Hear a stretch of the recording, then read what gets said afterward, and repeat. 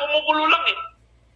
Imbis na ang Pangulong Marcos ay makakonsentrate sa kanyang gagawin, nahihilo, nalilito siya. Eh wala, sabi nga, mahinang ang leader, sabayan natin, hindi natin tinutulungan. Lalong nahilo siya. Hindi niya alam ang desisyon. Dalawa kasi pinag-problema niya eh. Ang West Philippine Sea at ang kanyang posisyon. So dalawang problema niya eh. Hindi niya alam kung saan siya papanik yan. Kaya wala siyang magandang direction o utos sa kanyang mga kabinete.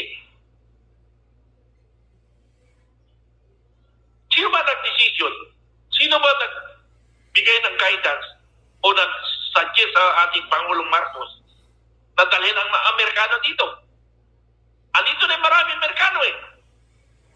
Equipment nila nandito, ibang bansa nandito na. Japan.